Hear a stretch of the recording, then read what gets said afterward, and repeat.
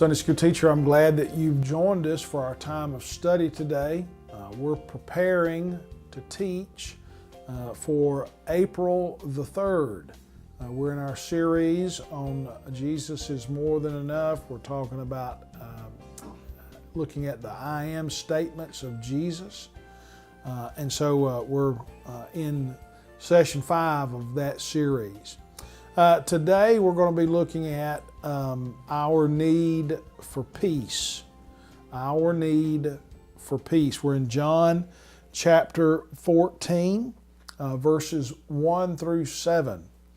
And the point of the lesson is that Jesus is the way to the Father. Therefore, we can live in peace.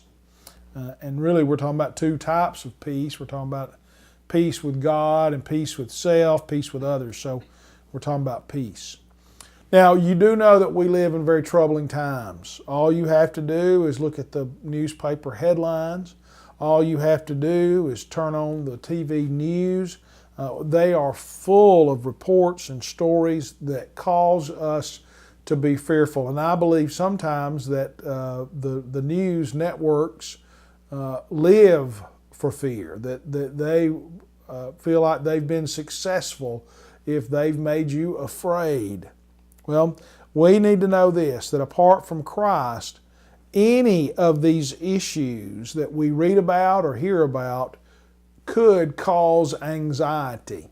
I don't know how a person makes it in the day in which we live, when every moment of every day we're hearing about some terrible thing happening.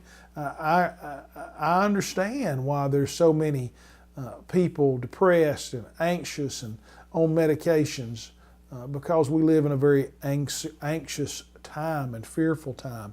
But with Christ, we have nothing to fear. The passage that we're going to be looking at in John chapter 14, we're approaching the last few days of Jesus' life on earth. So let's look at these verses. Verse number 1 in chapter 14. He says, "Do not let your hearts be troubled."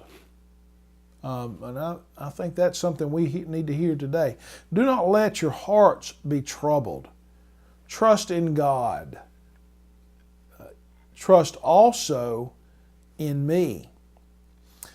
Jesus did not say that He would remove us from troubles.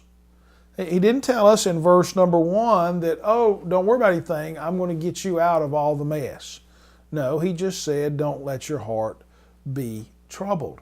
And we need to understand what He's talking about when He says heart. The heart is representative of all that is within a person, their deepest, innermost self, their inner life. In other words, Jesus is saying is don't let your life be ruined in fear and anxiety.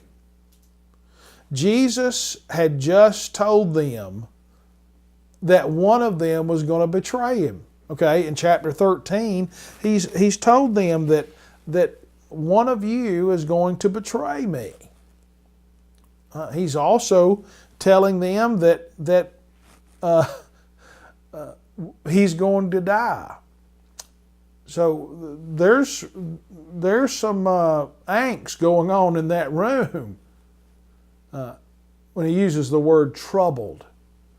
He says, don't let your hearts be troubled. Don't let your lives be troubled. The word troubled that He uses there is a term that is used to describe a storm at sea.